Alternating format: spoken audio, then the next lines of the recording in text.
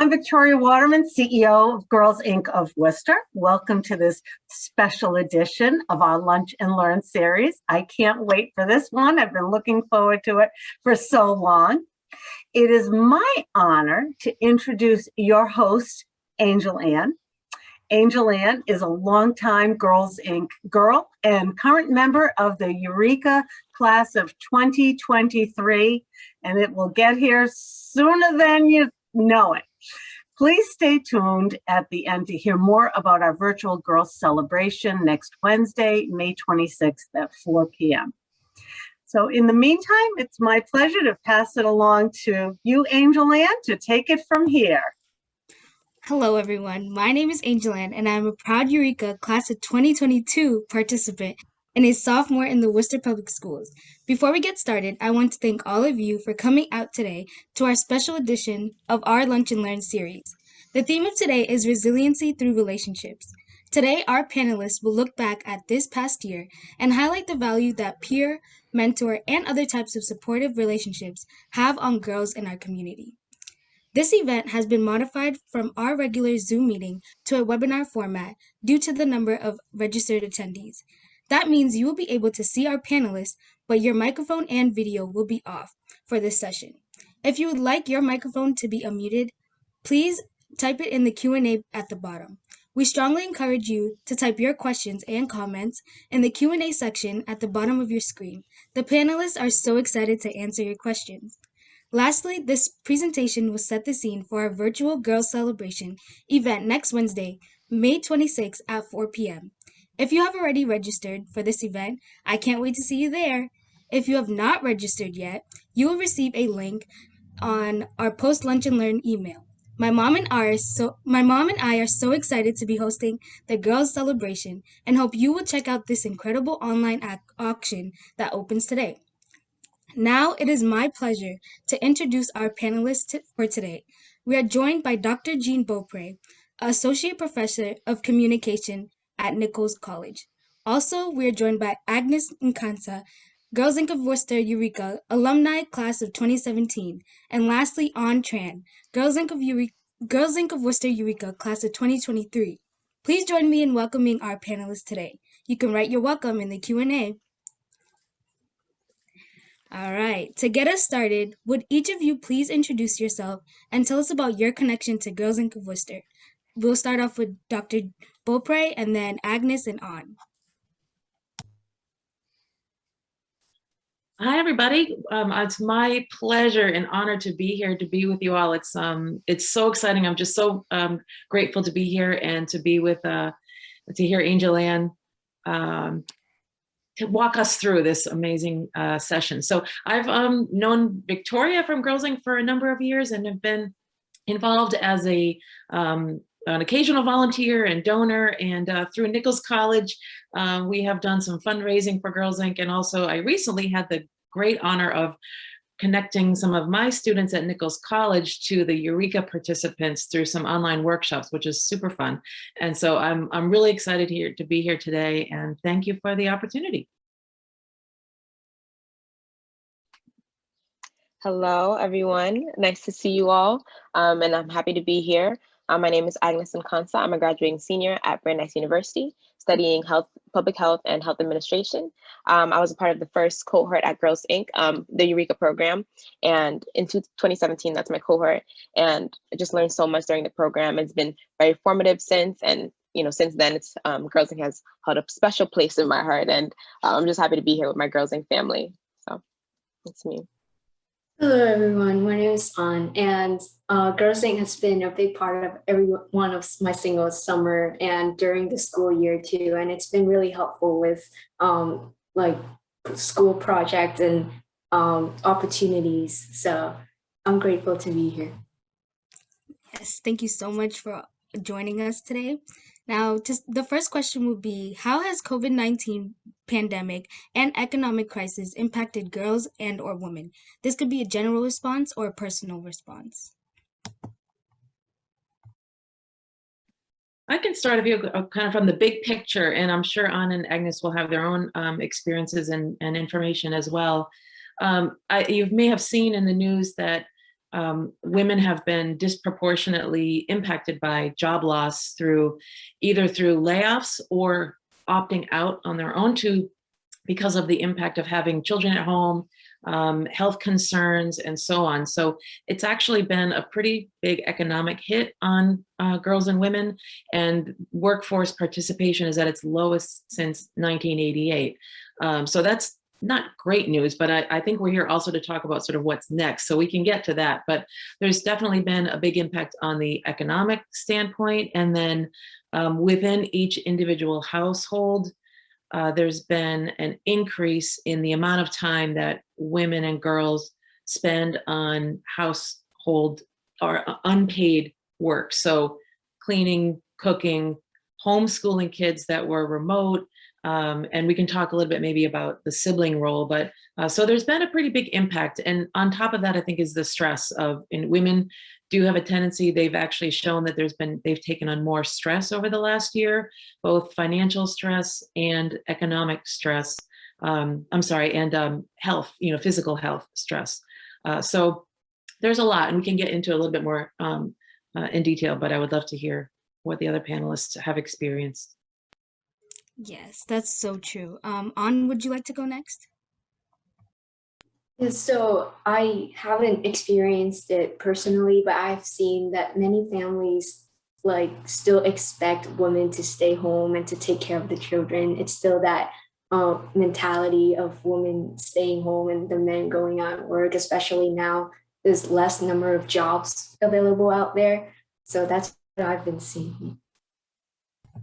Yes. Agnes? Yeah. So on a personal note, throughout the pandemic, my family's been hit hard, and my mom, although she became sick and she, contracted the virus, she wasn't able to work, but, was also expected to be here, be present. And we're also a part of a, single family household, low socioeconomic status, so just thinking about all of the hats that she has to wear, there's really no option, and just navigating, as well as, being in a pandemic and then navigating, trying to get to the resources that you really need in order to survive, essentially. It was difficult. I have two younger sisters, both part of Eureka. They've been part of Eureka. And so we all had to, work. We work every summer. We work as much as we can throughout the school year. Prior to COVID, now COVID comes along, we're trying to pick up more hours to, support the household and things like that. And I'm just, thinking, we're in service industries, we're in healthcare, and typically women are more likely to be in these organizations and these like services because of the lack of access we do have to different opportunities, and so I'm thinking about how maybe my situation would be different if my mom had a different career, and it's just difficult to think that simply because of your gender and trying to balance these two hats, it's kind of taken away from you. So it's just understanding that on the personal level, just the different struggles that are rooted far more than just economic issues, and just trying to support and be there for everyone while also supporting yourself. And we've also seen that there's been an uptick in, mental health issues, but we can get to that later, on women. And like in general, there's just a lot of more conversation about these things. And to think that, this wouldn't be an issue if we had the support to begin with. So. Yeah, that's all true. With you guys' answers, you guys all talked about family and like relationships. That actually ties into our next question. Why are family, peer, and mentor relationships so important in these times of crisis? I'll start it off with An. So like during these times where like social isolations and distancing is difficult for like mostly everybody. And so for me, it's really nice to have friends and coaches and also mentors and families to be there when I need to talk. It's definitely been a stressful year in school with online learning and testings. And so having them there and just to talk about things that are on my mind or things that I'm worried about, it's really nice to get my thoughts out and to order them and to prioritize things and getting things figured out. So it's really nice for them to be there for me. Yeah, that's so true. Even for me, like I depend on my parents and my teachers as well. Dr. Beaupre, would you please go next? Sure, thank you. And thank you for sharing that on because your experience, I think, is indicative of how important that is. And I just want to go back a minute to the what Agnes alluded to of the time that women and girls spend um, in the household, all that different hats that girls and women are expected to wear, because I think it ties into the whole idea of the support of relationships. So um, prior to the pandemic, women already spent more time on unpaid work in the household. Again, they call it unpaid work, but basically it's taking care of the household and children. And that increased even more over the pandemic. So even in a two-parent household where both are working, women still tend to work, put more hours into the household. And the other piece that I always find interesting is that women and conversely and girls take on what they call the cognitive work. So what that means is the anticipation. And if any of you, I'm sure you're like this, you think about what am I going to need to do next week? Oh, we're running out of toilet paper, or I'm going to need to do X, Y, and Z. So women and girls take on that stress as well. So they're kind of expected to be the ones that are holding it all together, holding the household together. And I think, Agnes, you said you have two younger siblings. And probably when you were younger and not in college, you probably took on a lot of those roles. And there is research to support too that big sisters take on more sibling care than big brothers do. And so even when there are multiple children and there's an older brother, in my family, I'm the youngest, but I had older sisters and older brothers, but I can tell you my sisters were the ones taking care of me more than well, nothing against them, but that's just the sort of the traditional roles that people play. So if that's the context where we've got this stress of the pandemic and we're kind of expected to hold it all together for everybody within our own households, I think what Ann alluded to was, we need those other relationships to keep us on track, to allow us to have the time to focus on ourselves instead of always on other people. Girls are socialized to be caretakers, and sometimes that's at the detriment of our own self-care. And so we know that relationships are one of those critical pieces. And in fact, it's been having positive social relationships is directly correlated to resiliency. And I know that's one of the qualities that Girls Inc. helps instill in all of the girls, is to be resilient and bold. And so having those positive social relationships, whether it's peers or mentors or teachers and etc., that helps us develop those resiliency skills, which, by the way, are changeable. We can develop and become more resilient, and one of the surefire ways of doing that is through positive social relationships. So I think it's all kind of connected, that we've been sort of overly stressed and we need those outside supportive relationships more than ever. Yes, that's so true. You always need positive vibes around you during these negative times. Yeah. Agnes? Yeah, speaking more to, the relationships, even throughout the pandemic, life doesn't stop. You get crisis could be going on, but things still have to get done. And that's kind of the situation I found myself in. I was going into my senior year. It's a very important time in my, developmental career and my future. And I'm trying to, figure out the next steps. What am I going to do next? I'm graduating college. I need to, position myself in the best way, for my future and also for my family. And I was trying to apply to schools, and I couldn't have done it if I didn't have the network that I had prior. I couldn't have done it if I didn't lean on, my older sisters in the workforce that kind of led me and guided me as to how I apply for, college, because, I'm the first person in my family to attend and graduate college. So I'm just thinking about how, where I would be if not for those relationships. And, as I said before, life doesn't stop. So having that network kind of guided me and allowed me to be in the position that I am right now, where I can go to school and I have, the resources and the information availed to me that I needed in order to navigate the process. Because, it wasn't easy for me. And I'm not sure what everybody else's experience is, but especially, as a first generation college student and, a woman of color, it's not easy to do. And also I wanted to speak about kind of the support networks that women have to take on in general. My mom is, she's here, and we have family back home in Ghana, and she finds herself having to, support those back home, right, by way of remittances and, supporting the family. So taking on that extra role of not just, supporting your immediate family, but you have networks in different countries, having to support, and we're also adding to that kind of those contributions. So even in addition to, your immediate issues and these immediate roles that you're playing, how much more does it impact also, women of color and people of low socioeconomic status. But I think I'll stop there for now because I can go on forever. No, that was awesome. As you spoke about how you were able to connect with like family members that were in the workforce, and I just this is to everyone else. What is one lesson you learned from a relationship, either with friends, with family, mentors, over the past year? You could go first, Agnes. That's a very good question. Honestly, you have to be on top of it.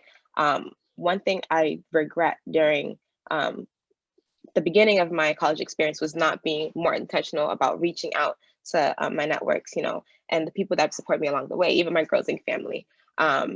Just keeping up those relationships, and it's so important, not just for personal gain, but like to be involved, to have that network, to be in a community. And like I said before, I don't know honestly if I would have been able to do the things that I was able to do during the pandemic and prior if I didn't have those networks. And I'll share a little bit of something with you. I was last year, Girls Inc. invited me to a legislative luncheon, and at that luncheon, I met Shatia Spruill, and she was a part of the Massachusetts Commission on Status of Women, and that's where I am now. Just having that connection, just the opportunity to connect with someone, and now I'm working to support women and girls on a state level. So that's just a testament to say that if you don't continue these relationships, if you don't kind of avail yourself to the opportunities and keeping up with everyone else, how might I have not, I'm not sure when I would have come across that opportunity, you know what I'm saying? So just you have to keep them up. You have to be able to, reach out and be attentive and just proactive in being a part of a network, and be very intentional about doing that. And the pandemic has taught us that relationships are not hard to, we don't have the ease of just saying hi to someone in person. So you just having to be more intentional about, reaching out to people and conducting, and also just growing in your relationships with people.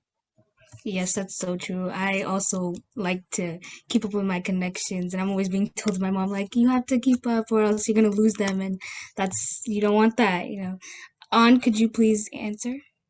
Mine is really similar to Agnes, on that you have to reach out and you have to, self-delegate yourself and have initiate these conversations, and also reach out to help whenever they need your help, because it's difficult to tell if someone needs help at certain times. And it's just nice to check in with them to see how they're doing. I know I do check in with my friends usually, and then I also try to talk to my family members, seeing if they're doing okay. If they're too stressed about everything, then we can have a talk. And it's nice for them to be there for me, but it's also nice for me to be there for them. So I feel like reaching out is an important part of keeping connections, especially during this time when I don't see my friends as often anymore. And so, reaching out is important. And that's right. Yes. Dr. Bober? Can I just say, you three ladies are so insightful. I feel like you're eons ahead of where I was at your ages, but I love the way that you talked about being proactive, because that to me has been one of the most difficult parts of this last year. And you even alluded to it, Agnes, that, you can't just expect you might just pass somebody in the hallway or run into them at an event, because there's been so much isolation. And so those of you, and it sounds like you've all done that, reach out to other people, are really making such a huge difference in your communities by being the one to be proactive. And I think it's been a little too easy for a lot of people I don't want to say easy, but to sort of fall into our self-isolation. We've got so much to deal with on our own and our own families and managing our jobs, that thinking about connecting with others for their benefit and our own maybe has fallen, by the wayside. And I do think that's one of the wonderful things about Girls Inc. is the connections that it puts forward and the opportunities that are there for you to grab. Of course, you have to take the step forward, and all of you have done that clearly. But making that connection with others is so important. And it's one of the things that is really strong with Girls and Women is our emphasis on relationships. And I think that's one of the key things that's going to help us emerge from all this, with learning and taking advantage of opportunities, is the idea that we want to connect with other people, and the side benefit is that it helps us as well. So I think that being proactive is such a key piece. And we do, Agnes, I know you mentioned that maybe there's a little bit more you could have done, a little bit more reaching out you could have done. And so I bet your friends and those in your circle say, I bet you've done quite a lot. So friends and relationships, mentors are so helpful with sort of keeping our own negative talk in check. But I can share one thing personally that for me, I know I'm a lot older than the other ladies on this call, but I have a group of friends that luckily we all started the week of when the pandemic first hit, we started a weekly Zoom call, and we've kept it up this whole time. And Angel, and to go back to the question you have, what's one thing you've learned? I think for me, was the idea that self-care is important. That the idea, even if it's just venting with friends or taking that extra effort for yourself, either physically or mentally, for your own health, is so valuable. So it sounds like all of you are getting that from your network and giving it to your network. So kudos to you all. Yes, you guys all spoke about mentors, and we just got a question from an audience member, and she asked, do any of you guys have a mentor? And if so, how have they helped you in school, career, and life? You might have already answered this, but please elaborate. Would you like to go next?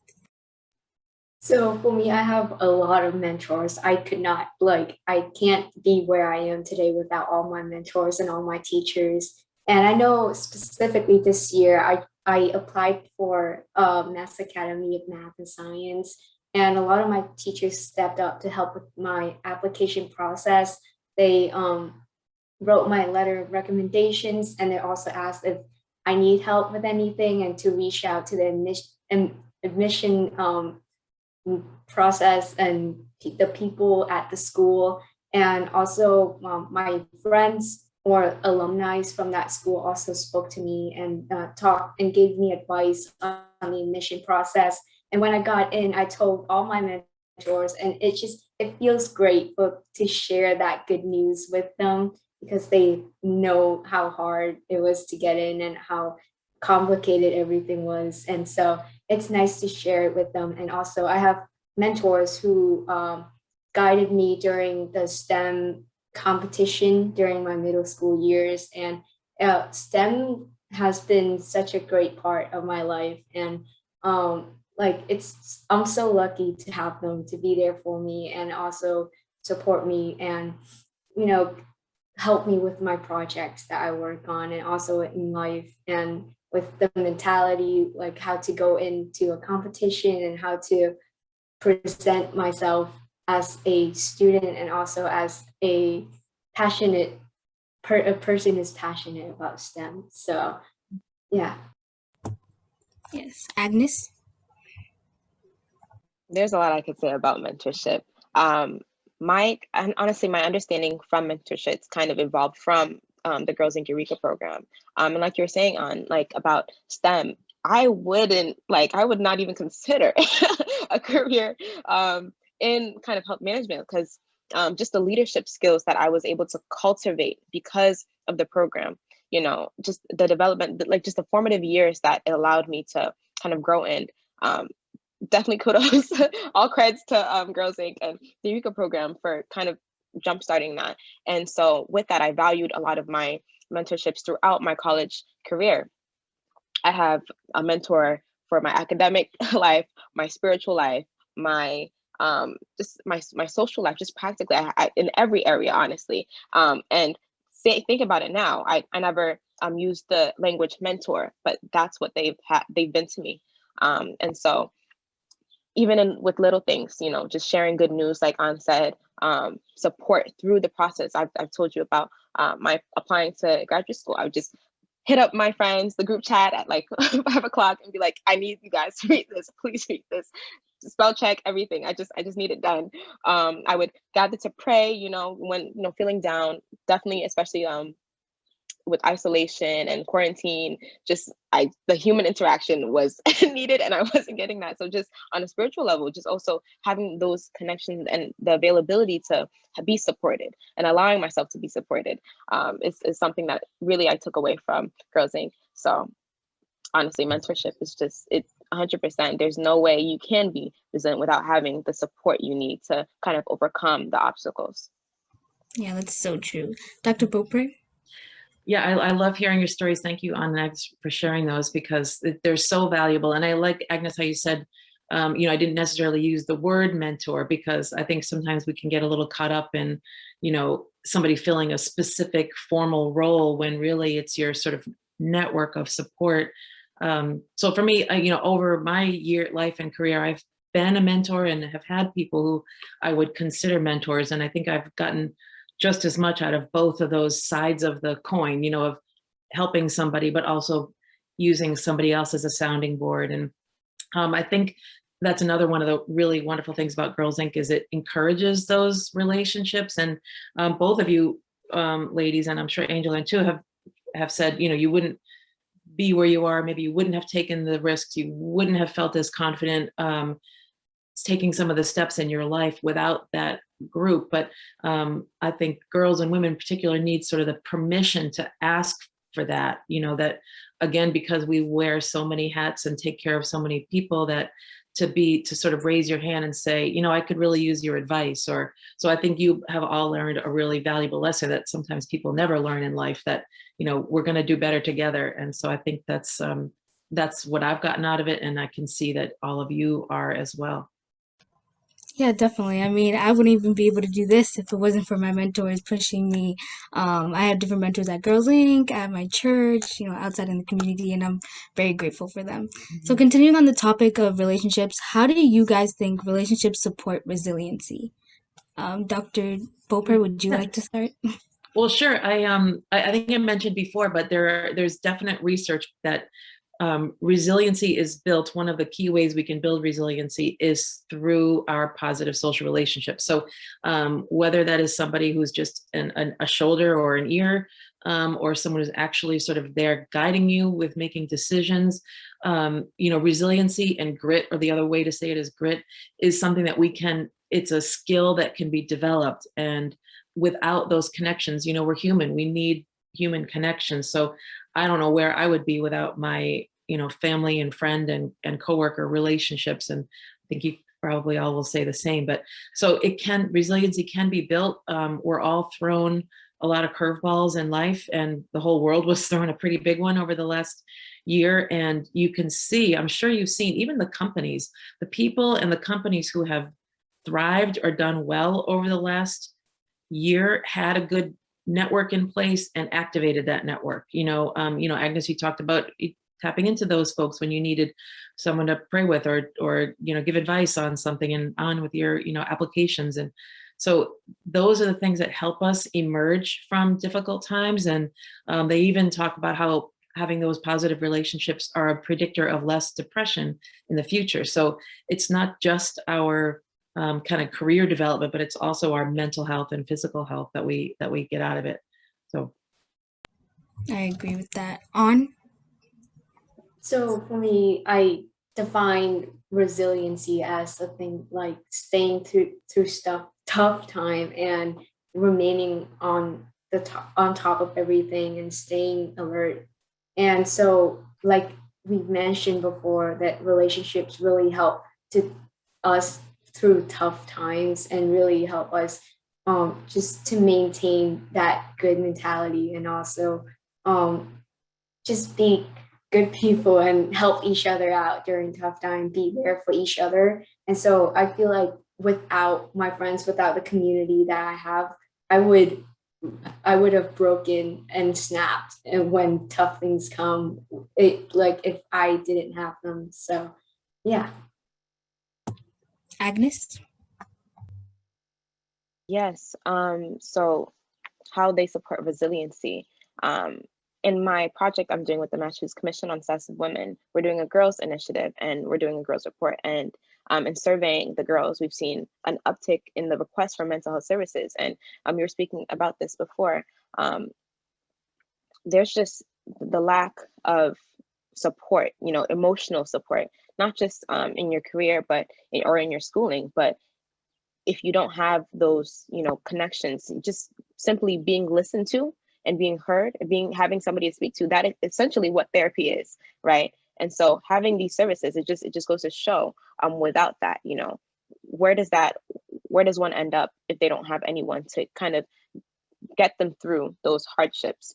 And COVID-19 has definitely tested us. Our resilience, our grit, our adaptability, our just so many adjectives I can use for this, but it tests, your faith, your ability to kind of see something past the current situation we're in. And right now we're in a place of trying to see what's next, trying to see what will come of this. And so not having people to kind of pour into your, giving positive, or, showing positivity, showing that care, listening to you, and kind of getting you to the place that you need to move forward. How can anyone do that without support? How can anyone do that without having somebody to provide that guidance, that that wisdom in order to kind of grow in that way? So. Yes, that's so true. We actually have another question from an attendee. And before I ask the question, I kindly encourage all the attendees to continue putting in their questions in the Q&A box so that we can answer. This question says, how have your social media habits changed during the pandemic? They don't mean school-related screen time, but non-school social media. Have you been on social media more or less? And has it helped with isolation or has it made it worse? Agnes, would you like to start? I would love to start. Social media, I had to force myself, just log out, don't look at it, deleted the apps. Sometimes it became, I don't know what a good word for it, it just became too much, overwhelming. Just the things to see everyone's opinions, just seeing everything that's going on in the world. There was just so much bad news. I was just so tired of the bad news from the politics, from the, the pandemic, seeing the numbers of deaths constantly. There was a time where it was just rising. That's all we were seeing. COVID-19 just consuming the world. I mean, how are you okay? How are you okay after constantly seeing that? You can't be okay after seeing this type of news all the time. So I just had to put myself in place to just say, yeah, that's it. Like there's more positive things that we can be doing with this time. It's unhealthy. It's really unhealthy too. My eyes were getting bad. It was feeling sore. I was like, you know what? This is a good time to take a break. To deplug, to unplug, because it's great for connections. It's great for keeping up with family, but social media really has a way of pouring some negative things into your mind. So definitely kind of trying to guard your heart and your mind is something that I definitely practiced throughout the pandemic, and I'm very glad I did. Yeah, that's so true. It seemed like every good thing that was happening in social media, we just got pushed back from, COVID or anything that was happening in the world. I really like that answer. Dr. Beaupre? Well, yeah, this is a big topic, and I'll let you guys know it's not just a millennial and Gen Z affliction, as people of all ages can suffer from, the addiction, and it really is an addiction to social media. The algorithms are very slick. They feed us up information to just keep us there. And so, this is something I teach, but I also struggle with it myself. So like Agnes, I had to, kind of purposefully sort of try to change my habits. The other thing that I did was to diversify my feed so that I had more representation from different ages and racial groups, but also more positive information being sort of floated out in the world. And that has helped as well, to sort of not just be in my little echo chamber. So there has been a significant increase in screen time, and I know the question differentiated from school, but we also know that you can have your screen up for school and also have a feed on the side. So I think all of our eyeballs are going to need a break after this year. But yeah, I think it's something that everybody struggles with, and as Agnes said, you need to be intentional about. Yeah, that's so true. On. So for me, it's just like Agnes said, I had to delete all my social media. I had to log out. At one point, it was getting too overwhelming with all the news and opinions and people sharing posts from different sources with different stories. And it was just overwhelming is a very generous word for it. But I've been telling my friends to reach out to me by phone numbers because I won't be on social media, and because some of my friends are getting vaccinated and we could hang out safely outdoor. And so I noticed how nice it is to talk in person rather than to be on social media and to just share like different aspects of our life that I don't want to say not true, but sometimes it's staged, like in posts and pictures and things like that. And so just to have like true human connection by talking to people, that was nice. And yeah, social media, it has been a lot for me, and my mind has been like really getting distracted from schoolwork and like trying to maintain these two things with like this pandemic going on, and also like racial struggles and things like that. And so yeah. Yeah, that's so true. When you're so into social media, you can lose yourself and even lose the relationships that you have with people. Sharon Williams asked, aside from the positives that you have all spoken about, what is something surprising that you learned about yourself and or the world as a result of the pandemic? Agnes?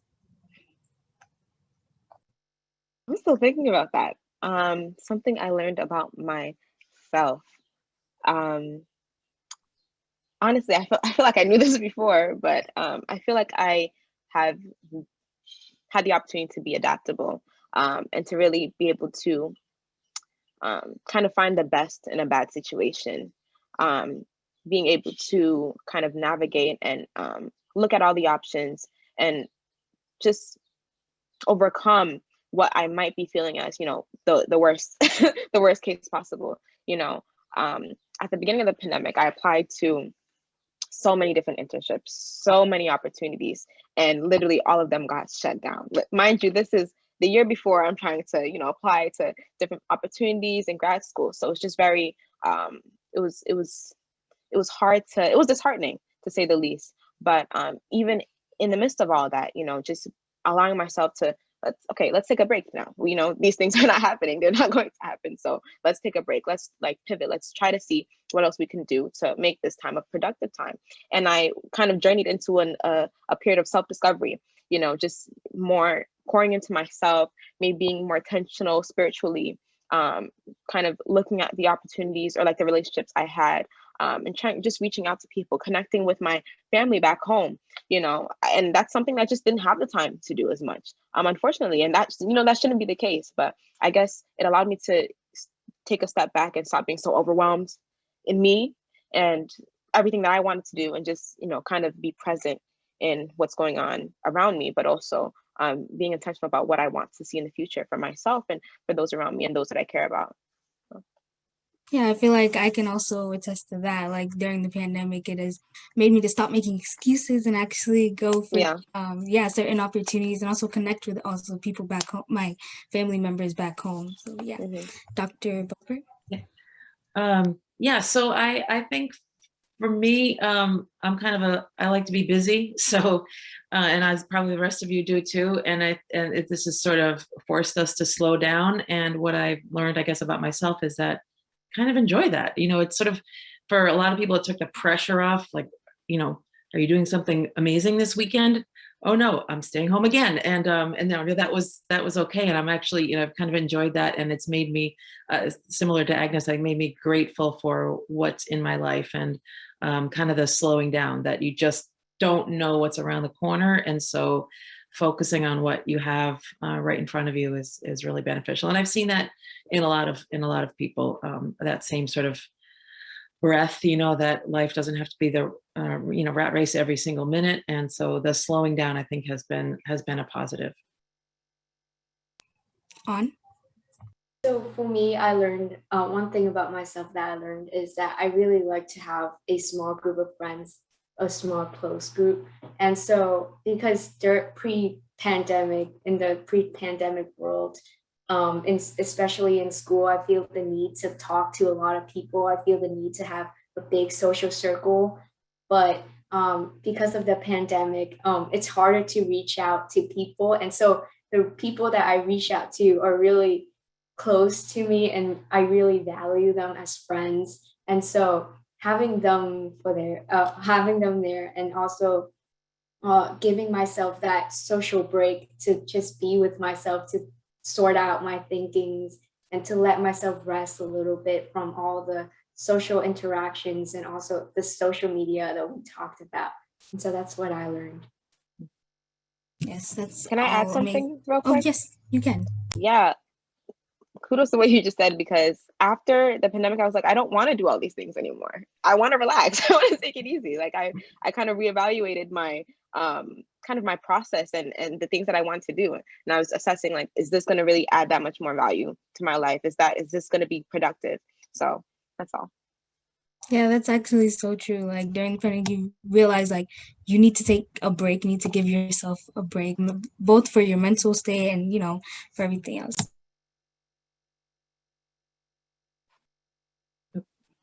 You're muted. Sorry, thank you. I was saying yes, it's great that you should take a break because both for your mental state and yeah. So, what do you guys feel? What do you think will be opportunities for girls and women going forward? Would you like to answer? For me, girl opportunities. I feel like Girls Think has done a lot about like giving us opportunities, like giving me opportunities to do these things and also internships and externships. And I feel like even though Girls Think has done a lot, we really need more out there. Girls really deserve more than just, what society expects them to do. I feel like I wouldn't have explored or it gone into STEM if I didn't have the opportunity what's in the first place. So I feel like more STEM opportunities for girls would really help them in the future. So true. Dr. Beaupre? Yeah, thank you. I think the opportunities are really wide open for girls and women that, we're going to be entering in this new sort of emergent phase, which means it's going to be the new normal for both, schools and organizations and families. And I think, especially the Girls Inc. girls have developed their resiliency skills, as you've just been talking about, and their relationship and connectivity skills. And that, I think, is what's going to help us sort of develop collectively and individually is, being connected and understanding, having empathy for other people as they emerge. It's not going to be a flick the switch and we go back to the way things were. I'm thinking even about the school situation, of if you've been a remote student or partial remote, and all of a sudden now you're back in the classroom with lots of other people, that's going to be a little challenging for some. And I think in particular, the girls who have taken advantage of what Girls Inc. has to offer are going to be really well served. Even hearing you all talk about what you have done within your circle, that's going to help other people. And I think that will also put girls and women in leadership positions, because even at the organizational level in businesses, we need empathetic leaders who value the human connection. And that's, I think, what girls and women bring. And I will say, just as a side note, the other area that has been talked about for opportunity is entrepreneurship. And I know particularly your generation is sort of all about the side hustle and what creative activities can you do alongside your other work, So I think there's going to be a lot of entrepreneurial opportunities for girls and women of all ages. Yeah, definitely. That's so true. I personally have seen a lot of young ladies, young men go and make their own businesses during these times of crisis. Agnes? Well, going forward, I would be shocked if our leaders did not really understand the value that organizations like Girls Inc. bring to the community. Because personally, like I don't, like I mentioned before, that I couldn't be I wouldn't see myself in the area that I'm in if I did not have that kind of exposure to STEM and leadership roles. It was actually in my placement at Eureka. I was placed at Boston Scientific for my externship. And there I saw people that looked like me, women, women of color that looked like me, doing just being amazing, just being great. And coming from kind of my background, like you just don't see those portrayals. You see, service industry being very motherly, staying at home. It's a very limited perspective in terms of what can be done for the future, and kind of having that exposure to different opportunities and different possibilities kind of changed the projection of my life. And so I'm not sure how we move forward without people recognizing that organizations like Girls Inc. are needed for people in these communities, girls, young women in these communities.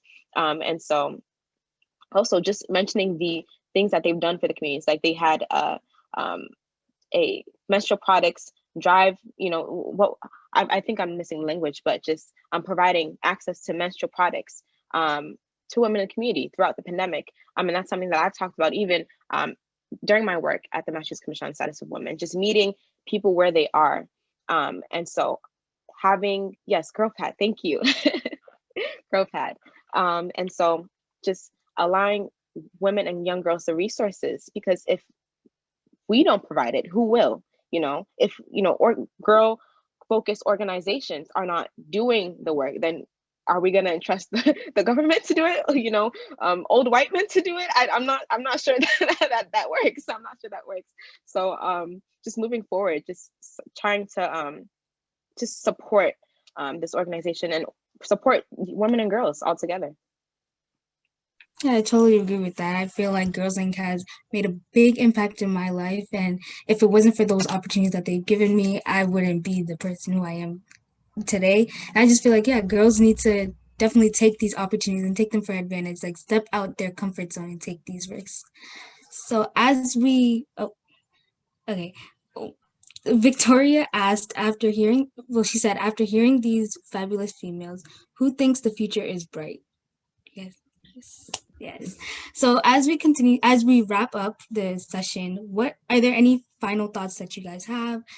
Anything to do with the questions that I asked, or any lessons that any advice you'd like to give to anybody? I'll start with Dr. Beaupre. Okay.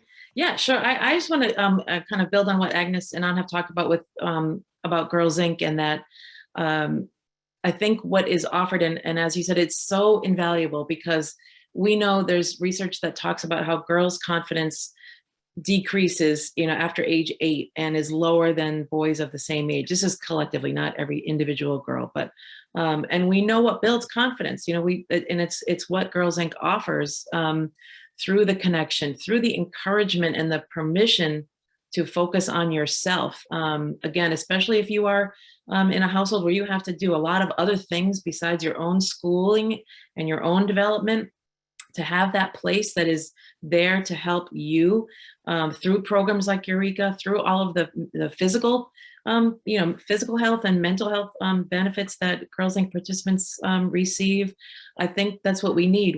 The world needs more empathetic leaders, and I think that's what Girls Inc. develops through the programs. And this is not just a call for equity. It's also a call for, this is actually what organizations, governments, societies need, is for every single person to be able to maximize what they can contribute. And the more diversity we have in our leadership, the better organizations are. Even from a selfish perspective, there's more profitability in organizations that have leadership, diverse leadership. And so we need these girls like Ann and Agnes and Angel Ann to be all that they can be, and and that's what I think Girls Inc. Offers, is through all of the myriad of programming that is provided, and the connection. So it's like girls don't necessarily have the same equal start in life. We don't all have the same equal opportunity for connections and confidence building. And so I think, to me, that's what's offered. So advice for I have no advice for these three, because they have their heads on straight. So all right, anyone else? So for me, it's been great talking to Dr. Barbaro and Agnes and Angela Ann. It's been a great conversation, and I'm really glad I had this opportunity. And I would like to thank Jan and Girls Inc. for giving me this opportunity to talk to you guys. Advice, I think that's a bit hard. Like Dr. Bupre said, I think everyone here just knows everything that they need to know. But moving forward, just understanding the value, like has been mentioned before, the value that Girls Inc. brings to the community, and kind of recognizing that and meeting Girls Inc. where they are, and kind of pushing forward the work that is already being done. There's no need to look somewhere else. It's here. It's right here. So that'd be the advice that I'd give, at least. But thank you just for repeating that sentiment. Thank you. This has been a very thought-provoking conversation. So thank you for allowing me to be here. Yes, it has. And thank you all so much for joining us today. And a big thank you to all of our panelists for sharing their experiences and expertise. Now I would like to introduce Victoria Waterman, CEO of Girls Inc., and to also say a few words about Girls Inc. celebration. Thank you so much, everybody. I am so impressed, and I feel, that you inspire me every single day, and I have always said that. And to everybody out there, these girls have always been fabulous. Girls Inc. has helped them to realize it themselves, and that's a lot of the beauty of why they need the mentors and how they have developed this unbelievable resilience.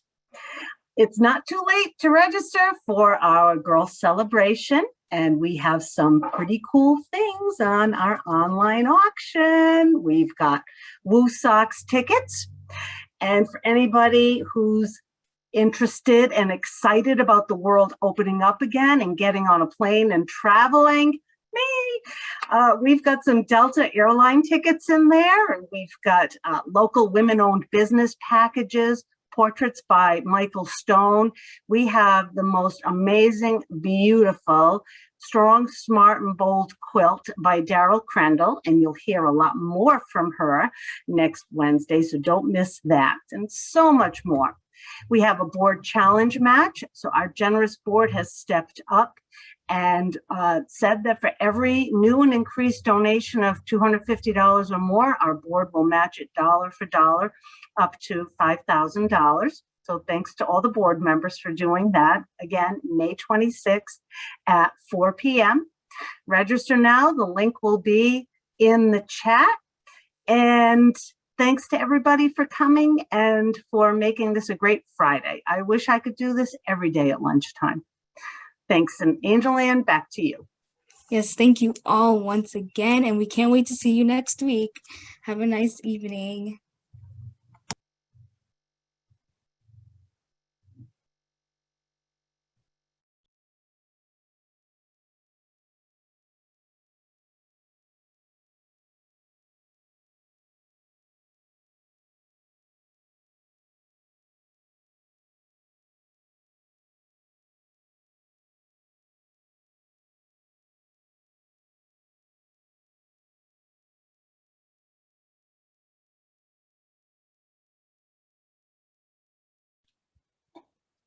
Great job, guys.